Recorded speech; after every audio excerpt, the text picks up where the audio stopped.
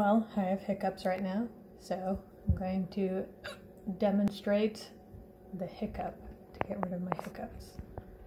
But I don't know if you heard it, I was hiccuping in between talking. Oh, there's another one, so let's give this a whirl.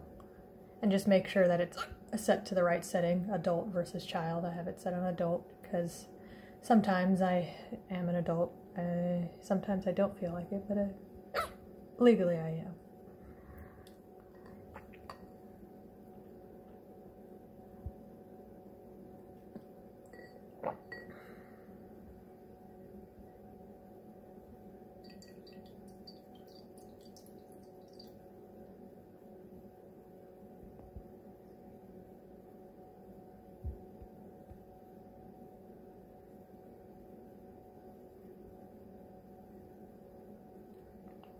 I guess just keep it going just to show that the hiccups are gone now. All just from this simple device.